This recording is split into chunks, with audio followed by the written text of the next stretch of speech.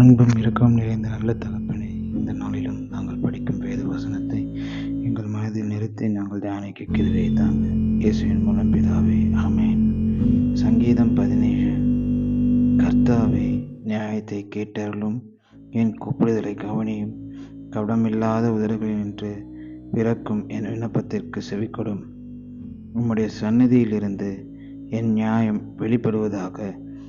உம்முடைய கண்கள் நியாயமானவைகளை நோக்குவதாக. நீர் என் இருதயத்தை பரிசோதித்து ராக்காலத்தில் அதை விசாரித்து என்னை புடமிட்டு பார்த்தும் ஒன்றும் காணாதிருக்கிறீர். என் வாய் மீறாதபடிக்கு தீர்மானம் பண்ணினேன். மனுஷரின் செய்கைகளை குறித்து நான் உம்முடைய உதடுகளின் வாக்குகளினாலே துஷ்டனுடைய பாதைகளுக்கு விளக்கமாய் என்னை காத்துக்கொள்கிறேன். என் காலடிகள் வழுவாதபடிக்கு என் நடைகளை உமது வழிகளில் ஸ்திரப்படுத்தும். தேவனே, நான் உம்மை நோக்கி கெஞ்சுகிறேன்.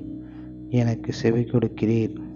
என்னிடத்தில் உம்முடைய செவியை சாய்த்து என் வார்த்தையை கேட்டருளும்.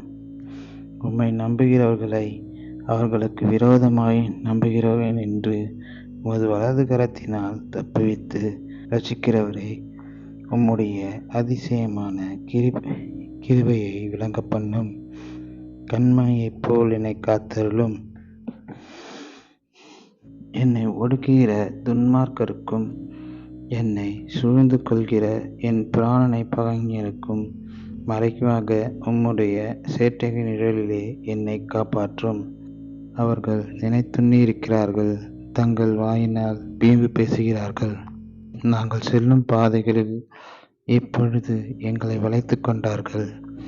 எங்களை தரையிலே தள்ளும்படி அவர்கள் கண்கள் எங்களை நோக்கி கொண்டிருக்கிறது. பீழுகிறதற்கு ஆவலுள்ள சிங்கத்துக்கும் மறைவிடங்களில் பதவியிருக்கும் பால சிங்கத்திற்கும் ஒப்பாயிருக்கிறார்கள்.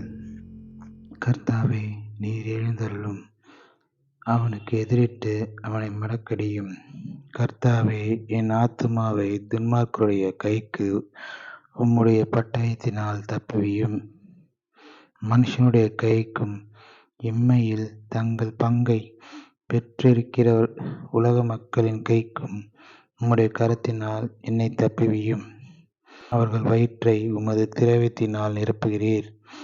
அவர்கள் புத்திர பாக்கியத்தினால் திருப்தியடைந்து தங்களுக்கு மீதியான பொருளை தங்கள் குழந்தைகளுக்கு வைக்கிறார்கள். நானோ நீதியில் உம்முடைய முகத்தை தரிசிப்பேன். நான் விழிக்கும்போது உமது சாயலால் திருப்தியாவேன் என்பதே. ஆமேன். பரலோக பிதாவே, இப்பொழுதும் படித்த இந்த வேத வசனத்தின் மூலம் நீர் எங்களுக்கு சொல்ல வேண்டியதை நாங்கள் அறிந்து கொள்ள எங்களுக்கு கிருபையை தாரும். இயேசுவின் மூலம் பிதாவே, ஆமேன்.